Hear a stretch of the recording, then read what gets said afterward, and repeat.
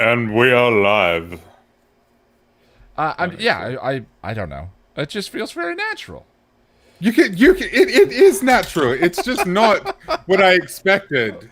Well, you're the one who chooses, Jack. Hi, everybody. Welcome to the. Hi, What are we doing, friends. Jack? Jack, you introduce Um, us. Hi, I'm Jack, and that's Ian, and we're gonna watch Shadow. He's not the best color commentator on YouTube for nothing, folks. Well, what do you expect when you put me on the spot? Okay, I didn't script this. I didn't. Jack, where have we been? It has been a while since people have seen our sexy faces, our sexy Viking faces. I've been here, and you've been there.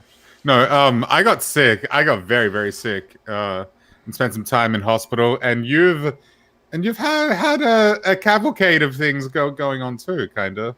Yeah, I mean, a lot of it is the personal life stuff of other people. So, whereas I feel free to air my private life on the internet as willy nilly and as I see fit, I'm not going to do that with other people in my life. But yeah. Lauren Frey wants to know what feels natural, Ian. You can tell her. It's okay. Wouldn't you like to know, Lauren? No, I got a kidney stone and ended up in lots of pain and had a minor surgery and yeah, just another Tuesday for me, really. And I'm just tired. Yeah, so am I. Someone who got up at 5 a.m. Well, we are watching the Buffy episode Shadow today. Hi, Tom. Hi, Lauren. Hello, Sarah. Hey, everybody. Sarah, Chen, Boris. Hey, friends. Andre. Jack, we want to get back and get the podcast recorded. Holy Toledo, it's been a while. And we're so close to the end of the fan fiction. There's 3 chapters left. Maybe we should just put those all out in the next episode.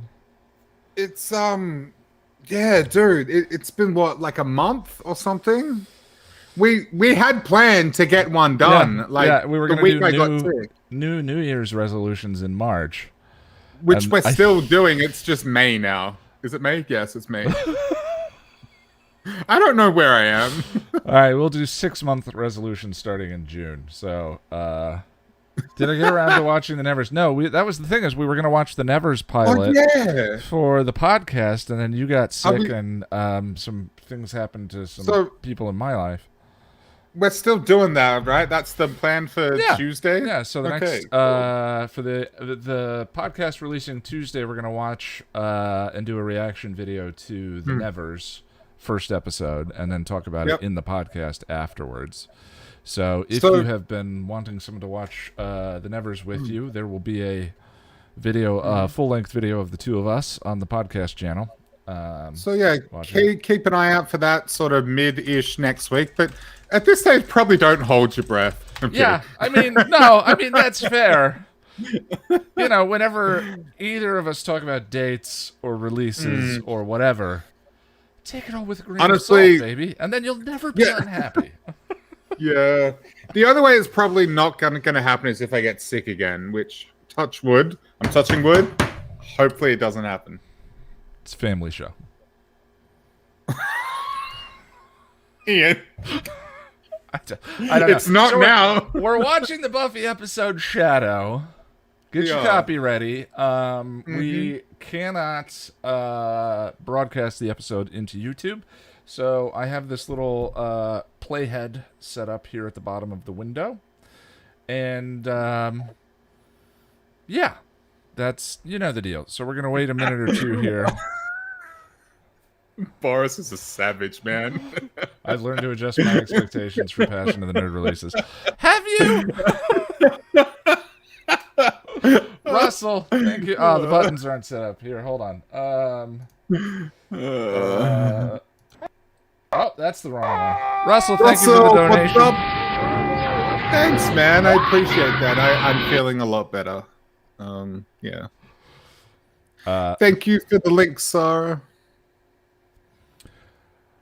We all know we have to wait a bit for Ian to be in. See, that's nice. It's nice to be known. You make us feel so seen. Uh, I accidentally Riley sex-faced Russell with the donation, and then I was just like, "Well, okay, we're going this way." Can we make that a thing now? Can we make that the donation, please? Because I will donate every single stream if you give me that.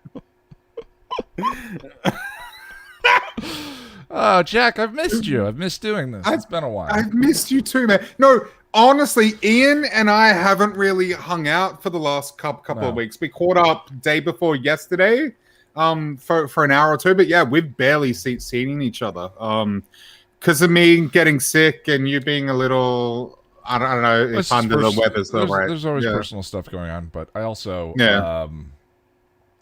gotta learn to adjust to Ian's standard time. Well, it's not just Ian's fault; it's my fault too. In my defense, our live streams now generally start on time. Generally, yeah. Generally, you remember back in the day when Jess and I would do the Bad Decision streams. Yeah, and I'd be in chat going, I don't know where they are. I don't know where they are. It would be an hour of me tracking down problems. Yeah. When did the stream become a roast? Roasting him for his inability. Hey, in my defense, I worked on Into the Woods all week. Jack, people have asked me since I started doing this, like, what is the episode that I am? Oh, it's exercise, some motivation required. What is the episode that I'm most apprehensive for reviewing? I've realized it's not the body. Okay. It's not Seeing Red. I at least think Seeing Red is interesting and ambitious, even for all the things it does wrong or its missteps. I would say I always see it feel so pretentious as a critic to say that an episode does anything wrong. There's like what right and wrong for me. Yeah, but Into the Woods, I find absolutely infuriating. Lonnie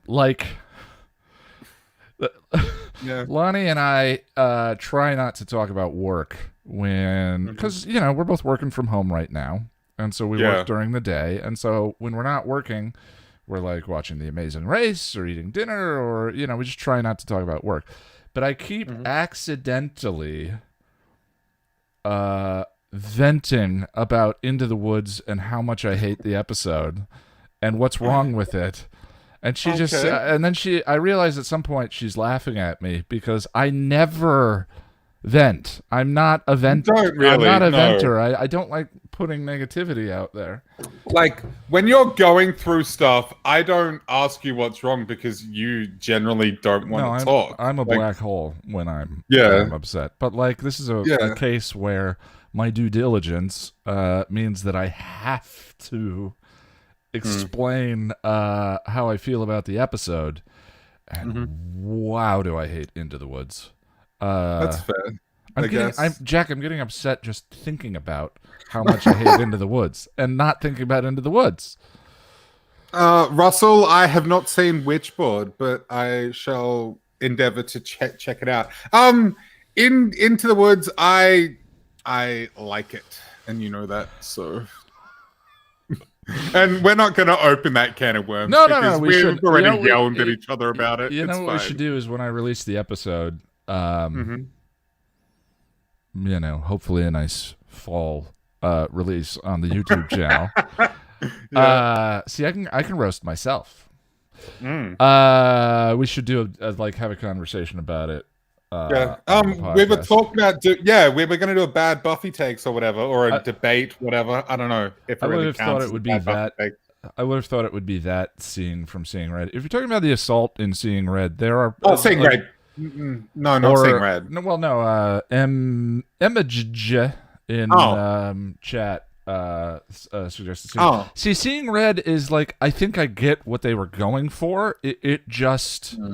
The execution is pretty poor. And obviously with the bury your gays trope, there's a huge cultural blind spot that they were missing in that episode. But if you're talking specifically about the bathroom scene, again, I think I understand what they were going for. I just think the execution is a miss. Into the Woods is just broken in certain ways, which we'll get into in the podcast after I publish. I saw an interview with James Masters talking about that scene, and he said that basically the writers, this is paraphrasing here, but the writers didn't think it would come across as visceral as it did because Buffy's a superhero who can defend herself. I wonder who directed that one. And James Masters was like, "You guys are idiots! Like, this is awful." Because he doesn't like to. He said that he doesn't like to play sexual assault. Like, either side of it. It's not because he's a method actor. He just doesn't like to go into that headspace, which is fair enough, I think.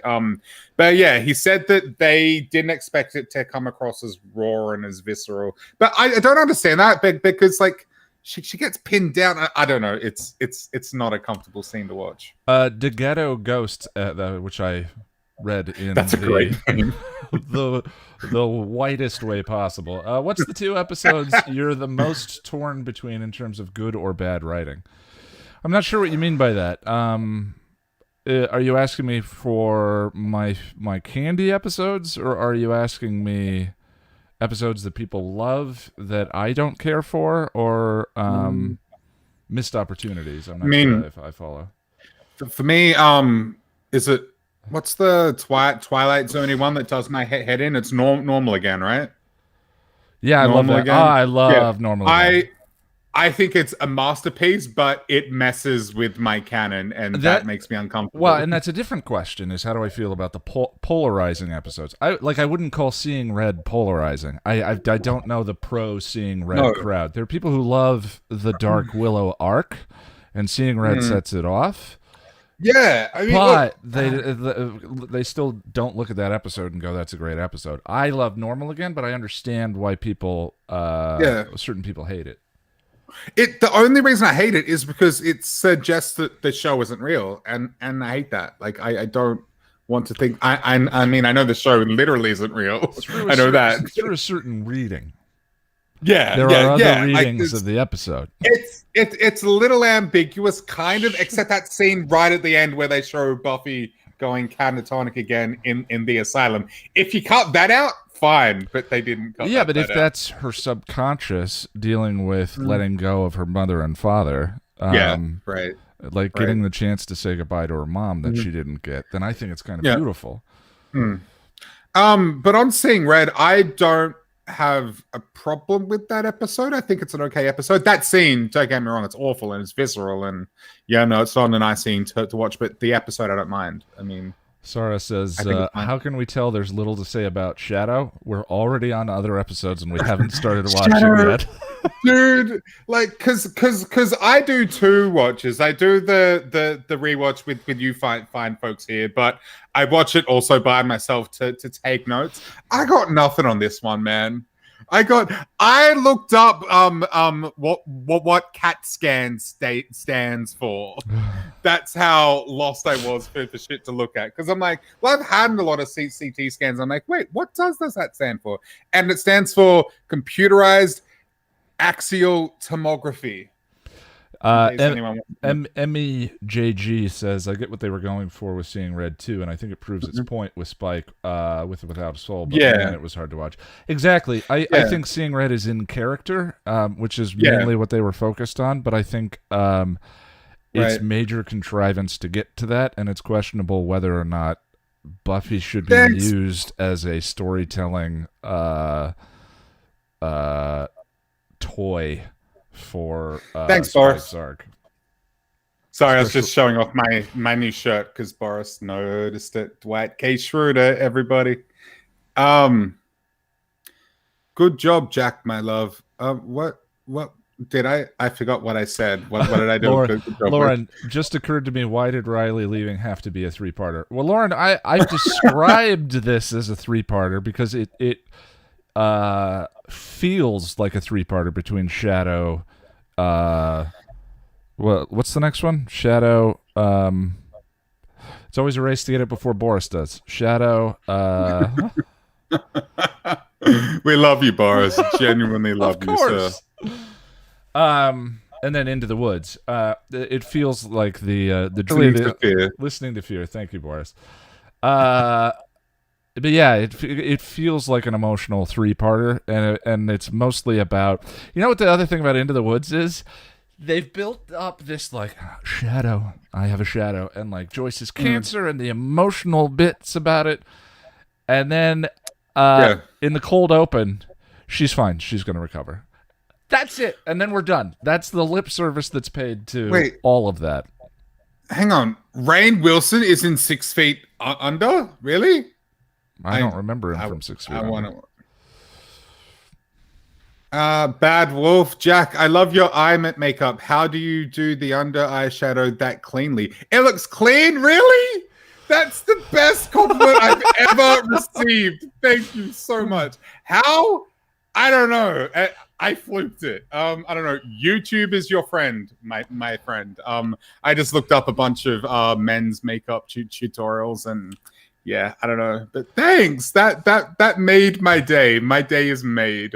I'm now glad I got up at 5 a.m. I mean, seeing you was great too, Ian, of course, and hanging out and seeing everybody. But yeah. Sarah says, I seriously have the Sondheim Into the Woods Before It's Night running through my head. Yeah, I need to rewatch the musical in case there are any references to it in the episode, which is something I do whenever there's an influence. Teaching us facts, Jack. You're welcome, Sarah. I will teach all of the facts. Some of them may not be true, but I guess I'm hater here. Seeing red is garbage to me. All of it. I get that. I get that perspective. Yeah. Yeah. Oh yeah. Me too. Me too. Yeah. I just like it for this. Lauren, say I want you to bring that up. Lauren says, "Why did Riley have to be treated so badly by the writers? Honestly, the character had potential, and Mark Blucas did what he could with the character. I think Marcus Blucas is wonderful for what he does with that character. I think he's wonderful. But did it have potential? Lauren, as we are going through the show, Lauren, I'm finding myself feeling for Riley a lot more and understanding his struggle and his stuff. Like he's still an insecure little ninny. I love the end of I don't mean this sarcastically. I love the end of their relationship. The way that relationship decays feels so human and realistic to me, and on both sides of the fence. That I think it's terrifically done until the last 10 minutes of Into the Woods, and then Lady Eternal, my TV.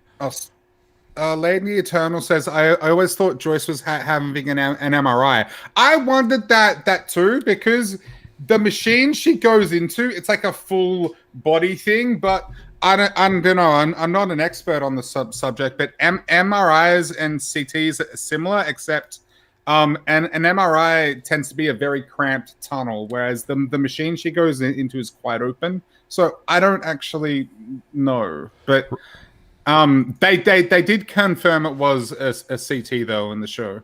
Russell, the dance of capitalist superiority. Thank you for the donation, Ian. Don't hate, but Ian, really, she doesn't me. I think Russell, I missed what you. Yeah. Don't hate, but you can tell me in the call, Russell. Jack, let's rip this off.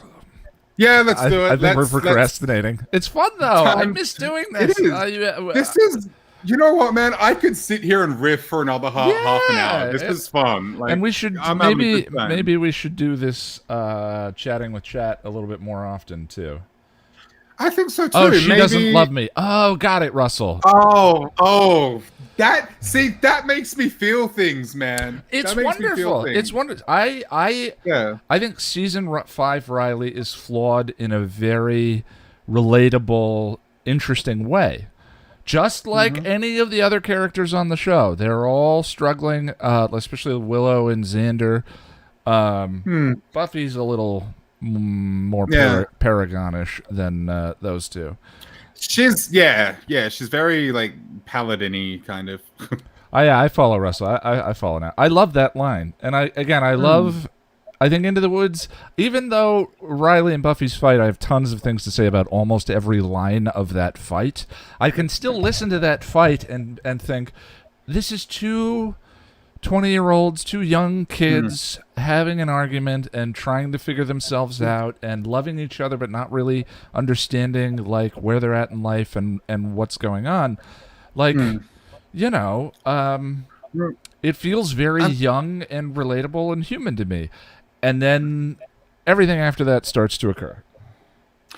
Yeah, I just want to say quickly, Riley's delivery of that line, but she doesn't love me, like Marcus Blucas's delivery is spot on. Now, I've been critical in the past saying that the performance wasn't great, but honestly, I think it's how it was written. Yeah. I think Mark, he didn't have a lot to play with, so he just did what he could, you know. I think he's a decent actor. I mean, really I've been experimenting with this for the Into the Woods guide.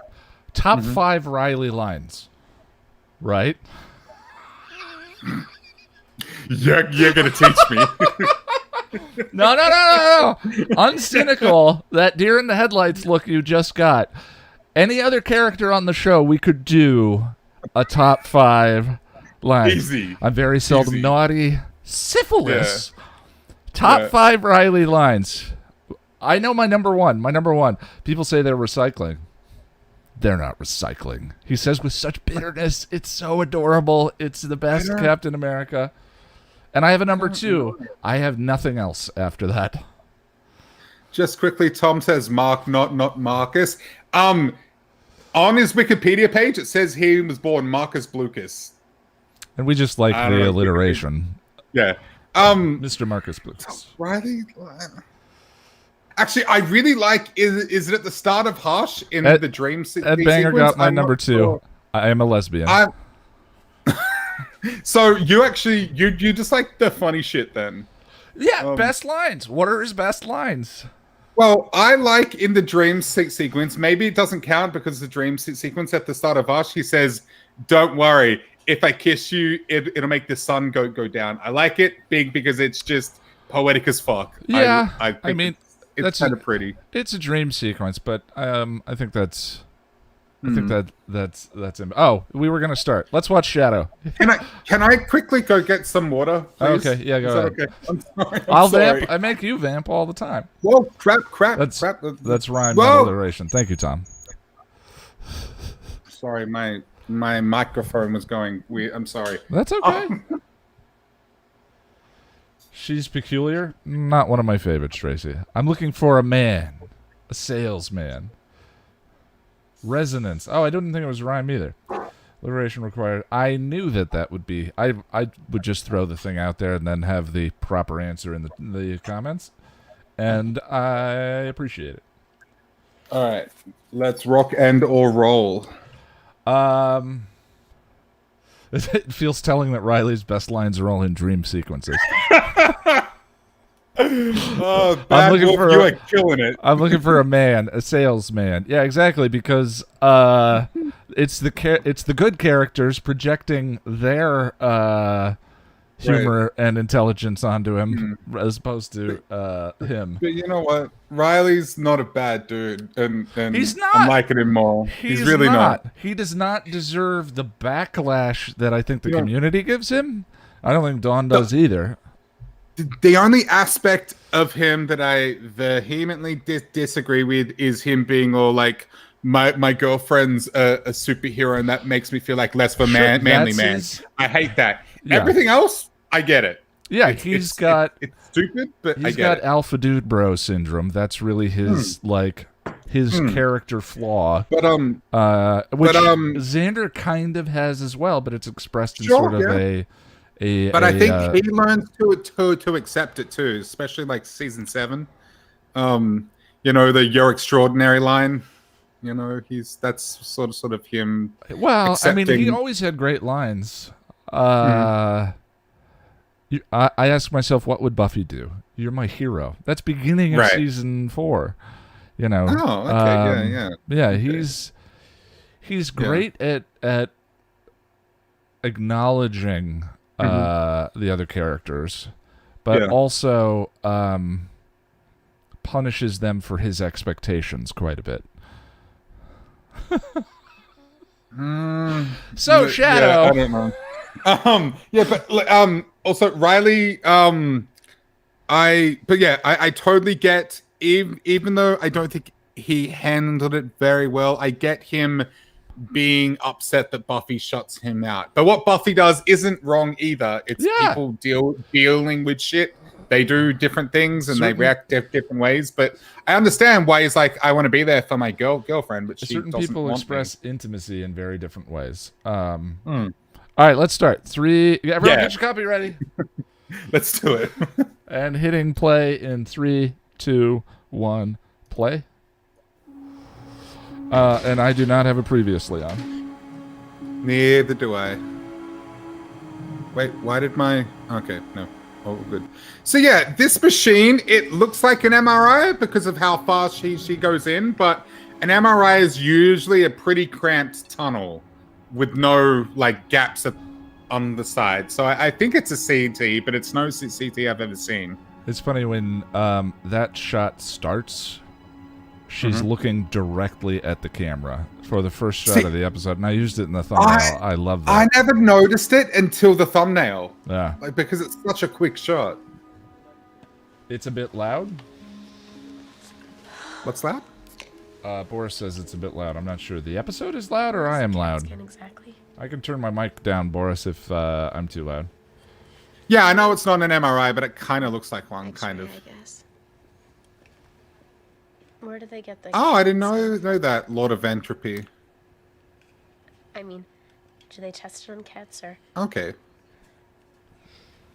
does the machine sort of look like... Yeah, MRIs are not fun. I haven't had one in a while, but they're very uncomfortable.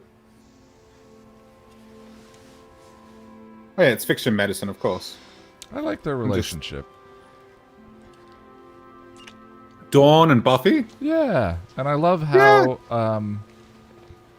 I do now that we've sort of pointed it out, I do love how she's always stroking her hair. For all your occult needs. Yeah. I think it's a nice intimacy. In a hard to read sort of way, but Some Herondale said, "Yeah, I hear the episode audio." Oh, okay, that's probably me. Hold on. I wouldn't call it rude. I don't think it's mine. No, it's me. I think I just fixed it. I just switched the audio out, but you should. We don't want this stream to get banned, so it should be fixed now. Let me know if you would. Yeah, Andre, MRIs are uncomfortable and they're noisy. They're very, very loud.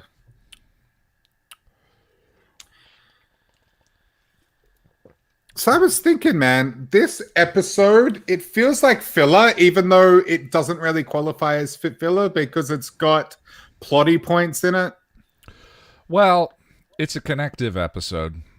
Filler episodes, or breather episodes. They're generally nothing to do with the main plot. Right. They tend to be self-contained stories, or there's an episode that almost lacks a self-contained story that is all about bridging. This is one of those. Like, the only stuff I really care about is the Joyce stuff, and that's such a tiny portion of the episode. Tracy, I can't broadcast the audio into the stream because we'll get copyright struck. So you've got to be playing your own episode. I'm sorry. And if we get copyright struck too many times, bye-bye channel. Yeah, since we do these on the main channel and not the podcast channel or the Bad Decisions channel, it's too risky. But yeah, Dawn, I've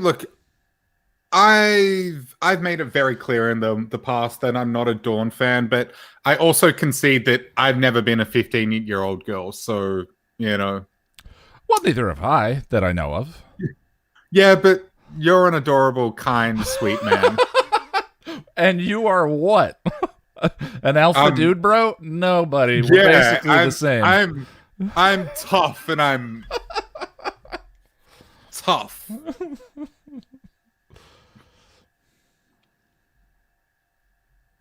I love that the whole iconography around Glory. Really? Iconography? I never looked at the thing over her bed. Look at that. Oh, yeah. I wonder if that means something. It looks Native American or maybe like South American, like inker or something. Emily, I would agree with you. They still do one-off episodes, but it tends to more often be this kind of connective tissue. Chan Thorpe says Jack is Tyler. I'm your Tyler Durden, Ian.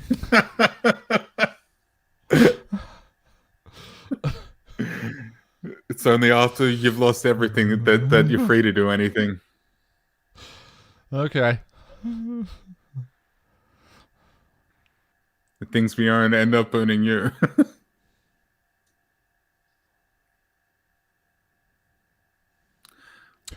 The way she's presented as a Cordelia, yeah, that fits with the what I think she's Dawn? supposed to. No, Glory. What she's Glory. supposed to right. represent for Buffy.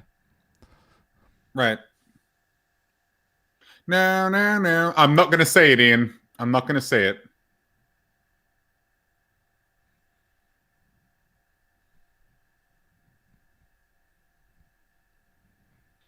What was that big yellow book? Oh, Ed Banger, jokes. I get jokes. Willow and Buffy killed a man, but Faith had to go to jail. Yeah, the application of justice in the show. Let's not. I mean, I guess at different times the show is trying to say different things, and you know. Cordy versus Faith versus Glory confrontation. I would give that one to Cordy, oddly. No, Sarah, my favorite theme is Angels. It's just that whenever we watch either Buffy or Angel, I always remark how the Angel theme is better, and I wasn't going to do it this time. So this never really struck me until I wrote the episode guide for this episode. How really gross, isn't it? Gross. Yeah. I don't why, and I'm a little disturbed that it took me multiple viewings before I was like, "Wow, that's really kind of disgusting." Like, even if it was your significant other, I think sniffing their clothing is still very weird. Well, to break into her room and sit there smelling her, he's got presumably her underwear. Like, it's so creepy. It is, yeah. Actual sweater sniffing. Yeah, like even... Yeah, no. But Spike's my boy. I love Spike. But he's weird. How did Spike get in there in the daytime anyway? Yeah, there's a lot of questions like that. No, Russell, I don't think it's out of character. It never really struck me as creepy as it actually is. Yep. I think James Marsters' charisma and performance is so strong that it kind of balances out the repulsion of the creep. And have you noticed how what you're not the power like the power of the sunlight on a vampire differs depending on what the plot needs? Like there's that scene in season 2, I think, where Spike's hand bursts into flames. Yeah. Oh yeah, with a one ray of light. Yeah. But I'm nitpicking. I was also thinking last night how his hair looks like freshly bleached there, and I remember an interview with James where he was talking about they bleached his hair so often that his scalp would be like constantly blistered and sore. Season 3, love as well. Thanks, Tom.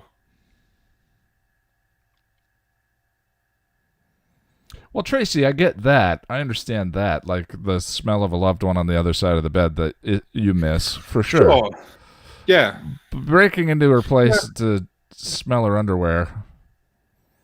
My ex-girlfriend asked me to leave the t-shirt out in her house once so she could smell it when she missed me, I guess. Yeah. Pheromones are a major thing, of course.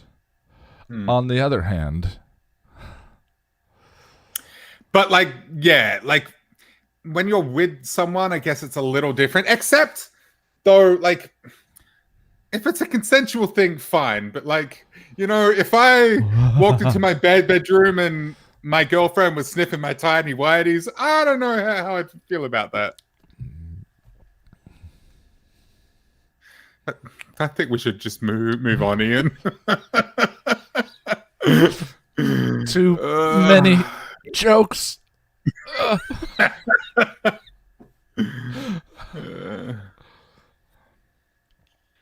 Computerized axial tomography.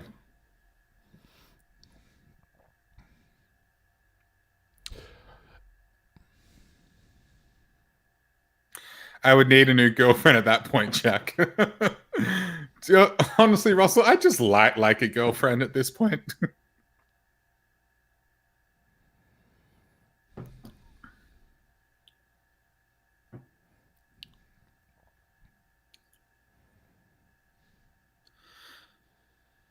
So, no, actually, no. I'm going to save it for the hangout because it's all I've got to talk about.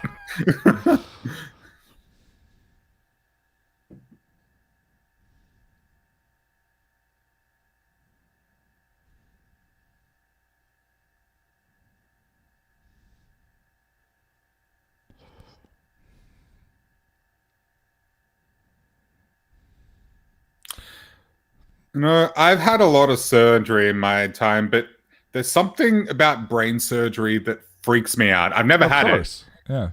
But like your brain is like the center of who you are, and having that prodded and poked kind of scares me. Yeah.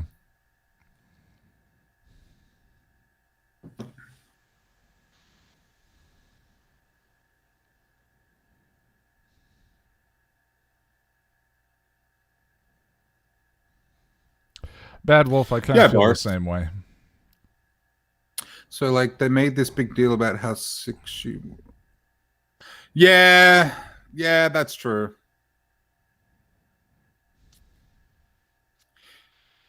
Is it before or after this where she has that moment where she sees Dawn fading in and out of existence? And I think we've done that already. That's a couple episodes ago. No Place Like Home. Okay. That's when this whole ordeal starts, right? Because she faints, I think, and then she goes and I don't know. Yeah, in that range. I was just thinking that too, Sarah. It's a cool shirt. I was thinking Peter Parker because I always think of Peter Parker when it comes to Buffy. Yeah. Wasn't it a blood clot or an aneurysm? Yeah, I think that was the cause of death. I like this, how it's done. Yeah, I think this is terrific. And there's always like a sense of urgency when Glory's on screen with the Scoobies. And I love how it's Anya that figures it out.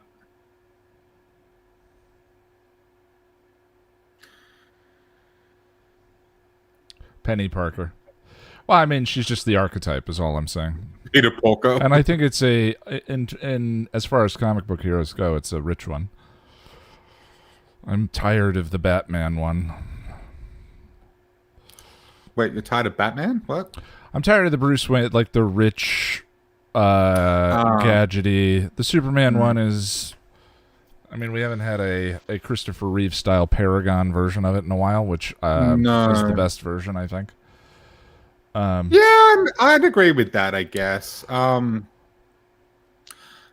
not a big fan of the DCEU Superman. But the high school kid who wants the normal life, I think, is really good. It's one of the reasons why I like the X-Men.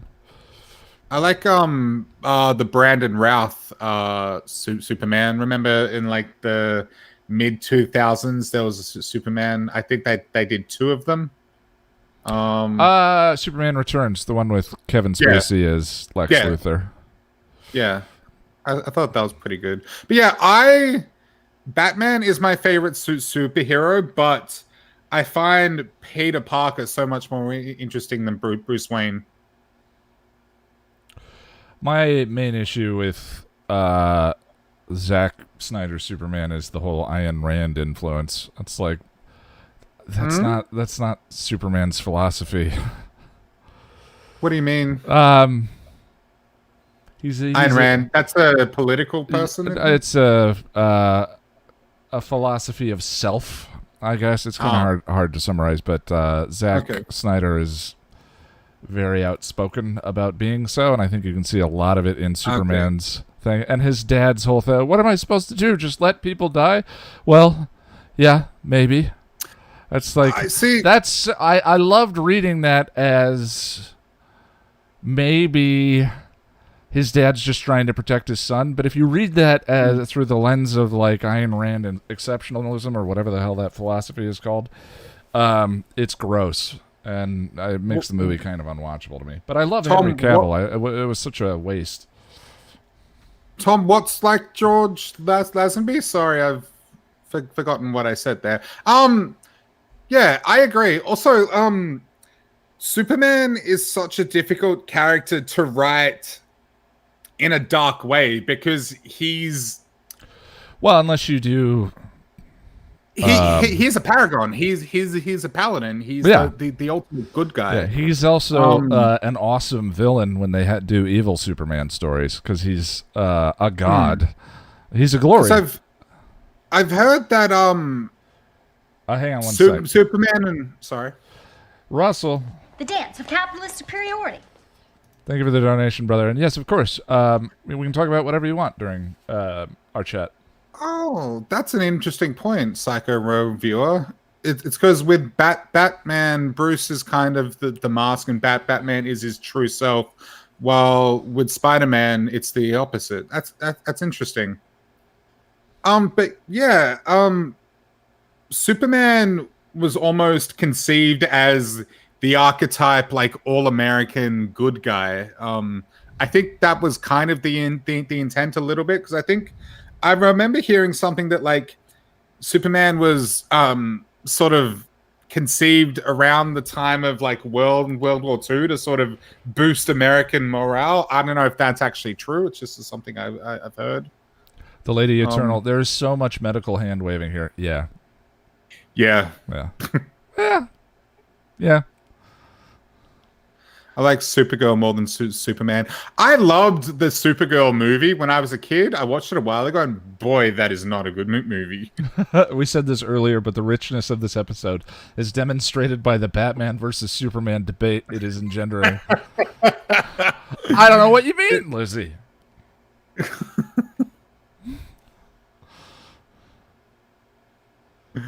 Yeah, I don't... Seriously, my notes, dude, I was just pulling shit as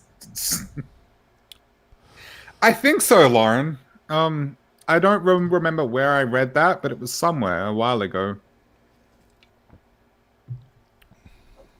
Oh, you're talking about Supergirl. See, when I was a kid, I don't know how to explain it. It's like when I was a kid, I thought the Super Mario movie was great because I was just like, oh, it's Super Mario, and they're real. We're talking about Supergirl? I loved Supergirl when I was a kid. Yeah.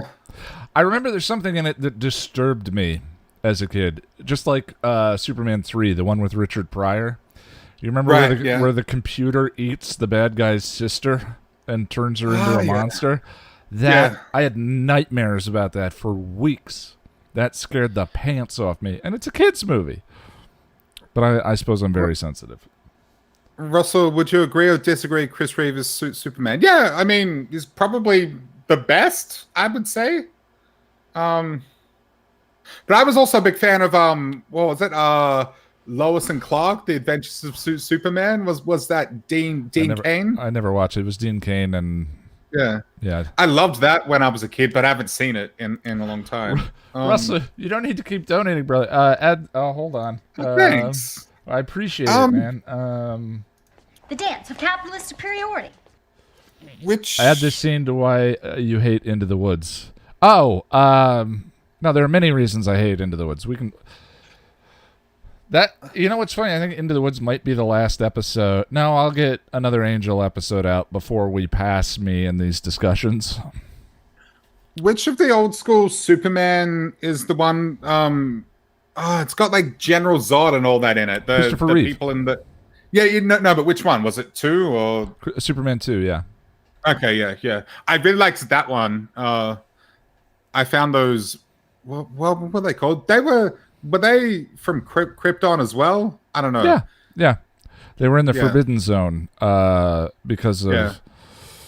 I remember really liking that as a kid.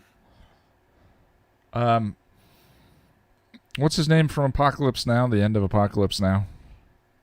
Oh, Marlon Brando. Yeah, because Marlon Brando Yeah. banished them to the Forbidden Zone. Oh, yeah, right. Yeah. Or the Yeah, Phantom Zone. I thought it was the Forbidden Zone, but the Phantom Zone. Yeah, that's right, Boris. I remember loving that as a kid. That Can we just appreciate Anya's worth here? She has so much knowledge. Interestingly, these next couple of episodes are kind of very pro Anya, and like Into the Woods. She has a line about Giles being a terrified old man crying over an IRS statement that is wonderful, and she sticks up for herself because everyone teases her. Is this the same bench that Tara gets brain sucked on? I think it is. Vicinity of Jack and Ian, Superman 2, Donna Cut had Marlon Brando reprise his role. Oh, for more dialogue at the end. Xander does not deserve Anya.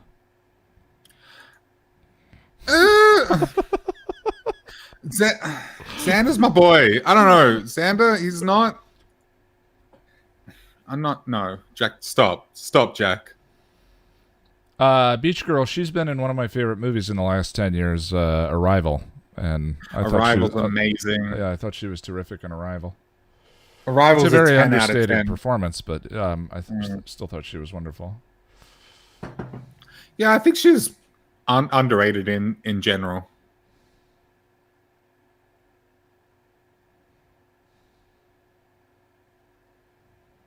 It's not the same bench? Okay.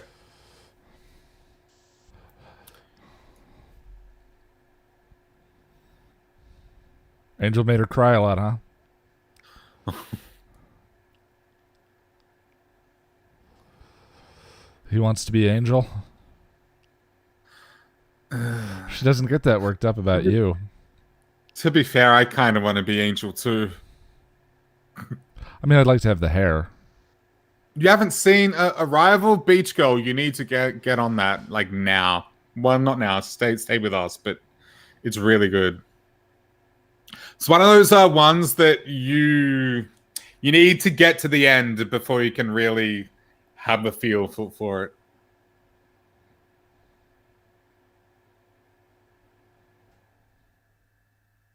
Oh, why does this mean bad things in his head? Lady Eternal, it's because he's a very insecure man. Because he's misconstruing the emotional drama of the Buffy Angel relationship as a measure of how much she loved the two of them, and if she doesn't care about him to that degree to get that excited, then she must not love him. This is the episode where I talk about once he's made the decision to let his fear drive, which is that Buffy doesn't love me, he's seeking evidence to validate that, as opposed to considering other interpretations of what these things mean. And it's just like, dude, he lost his soul and tried to kill everybody, okay? That's not, you shouldn't be striving to be Angel. Yeah, let us know what you think, Beach Girl. That's Arrival would be somewhere in my top 20 favorite films of all time. It's beautiful. I should do that as the first after Into the Woods is done, the next cycle of videos will include a non-Buffyverse video. Right, yeah. You've should been talking about that for a while. Yeah. We should have been called Listening to Fear, maybe. Yeah, I mean, that's kind of where that part of the discussion came from to me, is like, I think they're talking about listening to fear in relationships and listening to fear in... We should make some more commentary tracks too, and we could do Arrival. Oh, that's a good idea. Yeah. I still haven't put up Lonnie and I doing Passengers. Oh, really? Yeah. That was such a long... I was working on that. I should give you all the responsibility for the store and like our new shirt, which is awesome. And oh, yeah. You just drive all of that. And I'll only make videos. But I really want to get back to commentary tracks because they're a lot of fun. And hey, it's an excuse for us to hang out more. Yeah. Well, yeah. The room in this episode should have been called the prerequisite of Into the Woods. Well, I mean, this is part of the. That's why I consider this part of the trilogy. Sarah, yes, we have a new shirt. Let me. Jack, you put it in chat. I can't put it. If I change you on screen, it'll. I was keeping that for a surprise on the podcast, but oh well, cat's out under the bag now. There's only 50 people here. Let me see where. Yep. Can we talk about Buffy during Arrival? Sure. We will. I mean.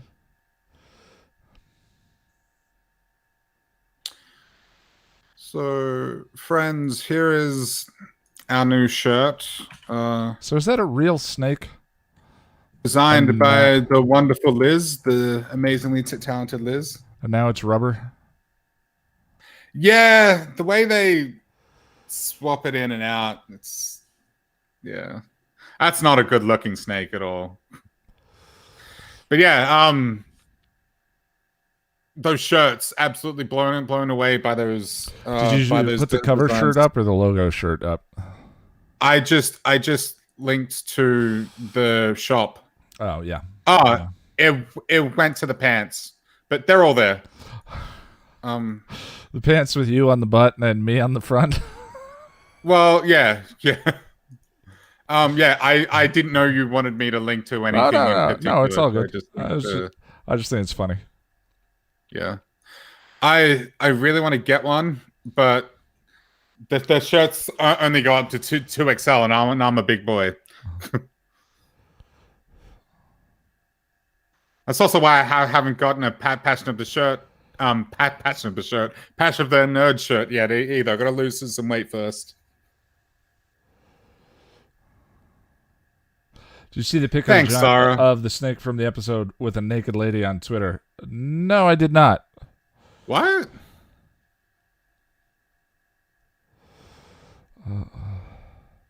No.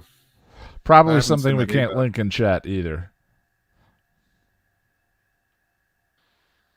Yeah, but that was designed by a lady by the name of Liz, who graciously put those two together for us.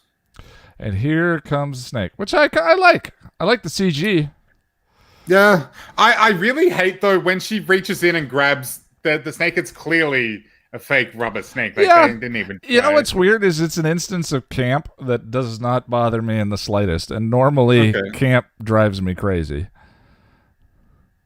I love the CG attempt. It does not. Also, I like the art of the close-ups on the latex mask. I think is pretty amazing. Yeah, I think the head itself looks fine. Yeah, it's really cool looking. There's this one shot though during the chase scene where you see it like moving, and it doesn't look good. Is this a penis metaphor? Probably, Lauren. Probably. I can't think of a time where Buffy's effects have actually bothered me.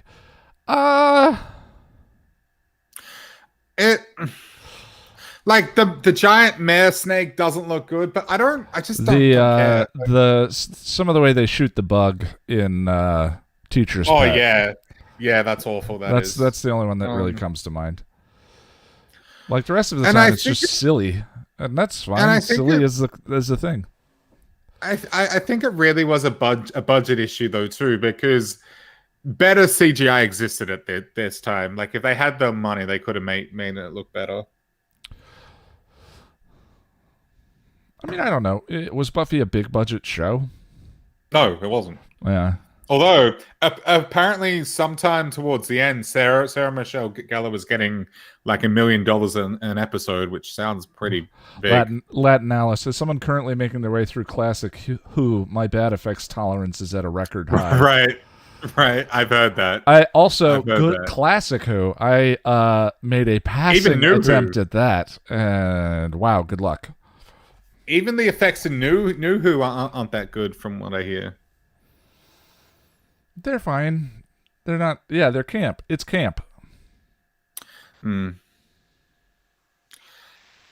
I like Moloch, Psycho Reviewer. I think he looks cool. Very camp, but I think he looks He cool. reminds me a lot of Adam. Robot. In terms of like the qualities of what they pulled off, and I'm and you like Adam too, so I think Adam looks amazing. I love his look. I think it's perfect. I think Moloch the demon monster is amazing.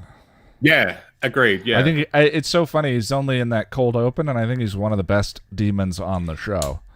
I agree, but I also think Robot Moloch looks okay. Like campy as hell, but I still like it. Worst big bad. Oh.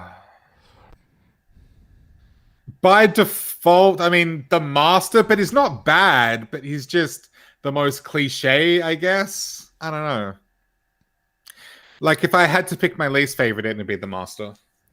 Yeah, I mean, worst is a tough question, right? Like, worst is like, I think all of them have qualities that are interesting. There's just sort of the ones that resonate or work for you, and the ones that don't. And the one that I struggle with the most would be Glory. Yeah, I mean, should be around the same for me too. Like, yeah, I don't know. The more I watch season 1, the more I like the Master.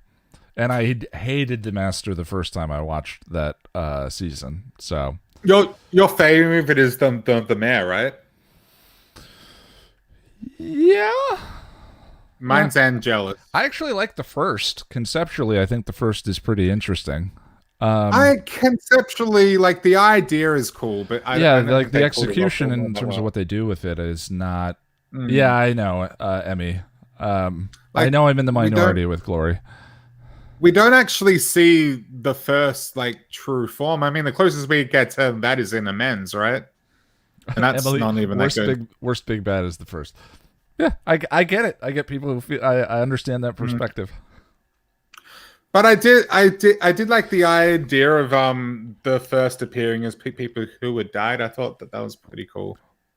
I think the ability to do that is really interesting. I think Adam is considered a big bad, I think. I love the tie to the first in Amends. Yeah, Adams is a big bad. I mean, are we considering the trio to be a big bad? Because season 6, I don't really. I like the idea that the big bad is life, or there's always depression. A little bad and a big bad. If you're just talking about the literal application of the structure, then they'd be the little bad, and Dark Willow would be the big bad. Right. Yeah. Okay. And part of Dark Willow's arc is the vice and the aimlessness and life leading up to that. Yeah. So yeah, I love that idea. Your favorite like one-off monster? Ooh. Sorry, I was thinking about Sandy for just a minute. Sandy, poor Sandy. I know, right? And to die at Riley's hands during consensual vampirism. Yeah, consensual. It's a little messed up. So Sunday she gets turned by Dark Willow, or Vamp Willow. Yeah, and her death in what's her name, Sandy, in the bar in Doppelgangland is so sad. Even though she's a soulless vampire there, it's still kind of sad. Russell. Russell. Thanks, man. And I appreciate it. I just feel bad. The dance of capitalist superiority. My favorite one-off monster, I don't even have to think about it. It's Null from season 7. Hands down, amazing, creepy. Camden Toy is such a wonderfully talented actor. I just love him. We should have that discussion that we had about the monster itself. I think it's a really interesting discussion. If we can both own kind of like where we were coming from when we started that, and just sort of like all of that. Just be open about it. Little is it trepidatious? Is Yeah. that the right word? Yeah, but I think that's good. I think I'd be open to it. yeah, Not because you know where I was coming from, right? I absolutely know where you were coming from. Yeah. It's not. Which is why I'm not airing it immediately. We'll talk about it. Yeah. Sure. Yeah. But Gnarl's great. Yeah, I'm open to that. Do you prefer it when the show shows off the big bad from the beginning, or when they reveal it in like the middle of the series? It depends on the season. Like season 4, before the big bad shows up, is the best part of season 4. Every time I watch season 4, I dread it, and then the first 6 episodes of season 4 are almost all bangers. Sorry. Yeah.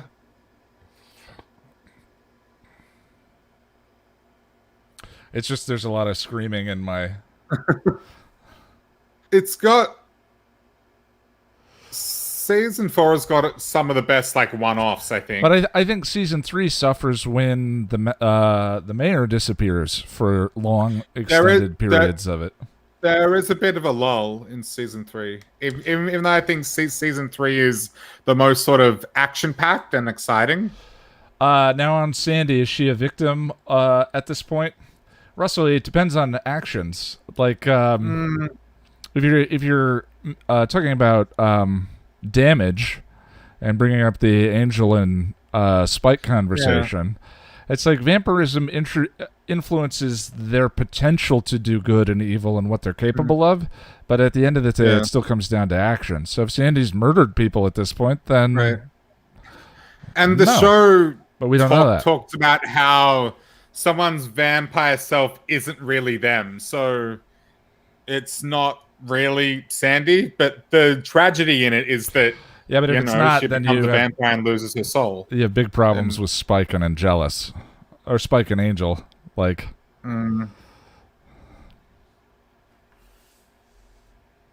is this the only snake that isn't a penis metaphor? I don't think this snake is a penis metaphor. I think it might be one of the only non-penis metaphor snakes. Jokingly, it is, but literally, it's not. I don't think so. Is it possible, really, for Sandy to not have murdered anyone? I mean, she consensually bloodlets Riley. Yeah. So it depends on how. It depends. I don't know. But also, the show puts forth the idea that vampires can't act.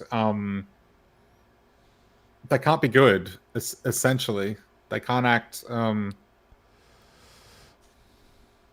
They can only act in self-interest, I guess. But I don't know because you know my feelings on Spike. Sure.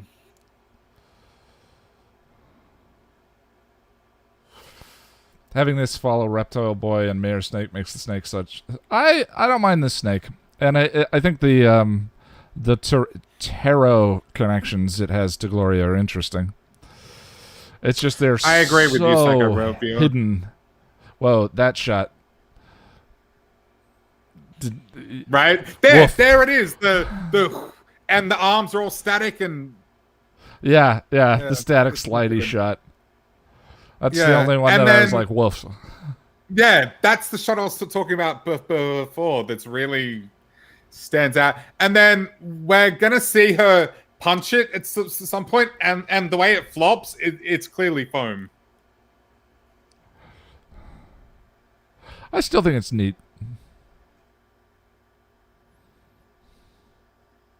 It looks good. Yeah, the ambition. It's just when it moves.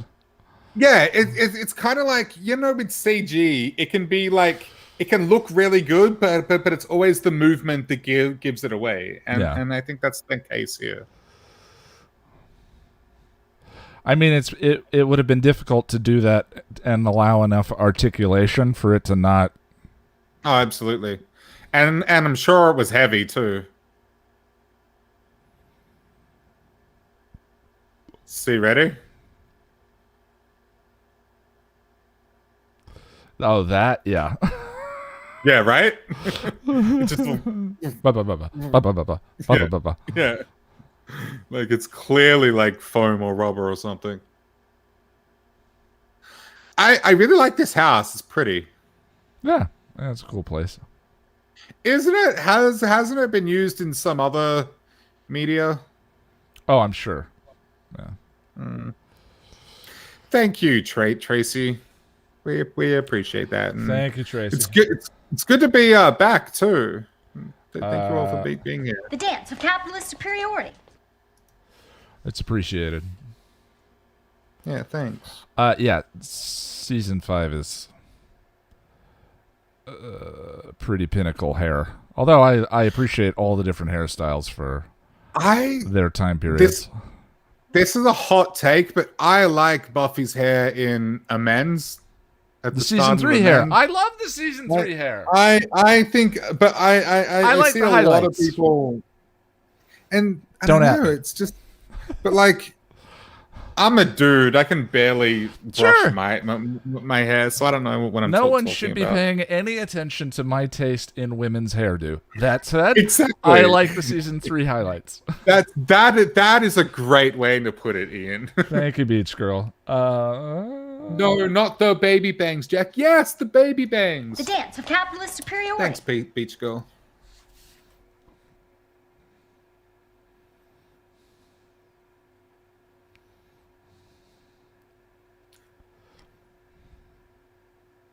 Sorry, I'm just thinking about you, Riley sex face when someone donates. Yeah, accidentally sex-faced Russell. That was just rude. I'm sorry. I demand you use that if I donate from now on. Okay. I like it. Convenient turtleneck. It's very military. I'm right here. Oh, Riley. I just realized that's the Riley one. I set up all the comics on my iPad Mini so I could start reading them again. And there's a Riley one-off comic, and he's wearing that sweater. Oh, really? Yeah. I need to read the comics. I've got After the Fall somewhere on my computer. And Tales After the Fall is interesting. I just have never gotten through all of them. It just gets really like Spike's the king of LA and all this weird shit. It's like, what? I don't know. Jack, we did. Yes, and we kind of talked about the episode. Kind of. I mean, there were some conversations about snakes and hairdos. It's just not a good episode, Ian. It's just not. It's a strong C. Yeah. C+. Yeah. C+. Yeah. It's not. It's mediocre. It's not necessarily one of the worst, but it's not good either. Yeah. And that's really all I have to say about that. Same. All right, friends. Well, that's it for us and the Rewatch stream. We're going to take a 25-minute break here and then come back for the patron hangout, starting with a rewatch of the episode guide, and then going into that. And for anyone in the chat who's a patron, the link will be over on Patreon. And if you have nothing to say about Shadow, tell me because neither do we. Tell me what your favorite one-off monster is. We can talk about whatever you want for it's a chance to get together with other fans of the show. You love bringing up Riley's sex face. Why don't you make a shirt? Love. That's probably a copyright infringement. Yeah. Or else I absolutely would do that because that is hilarious. Jack, can you link to the other stream if you would? I absolutely can, Ian. As soon as I find it. Shiera, Jack's going to put that in the chat. And we're going to take a break. We'll be right back with you in the other stream, 20-25 minutes. We'll see you soon. See you then, friends.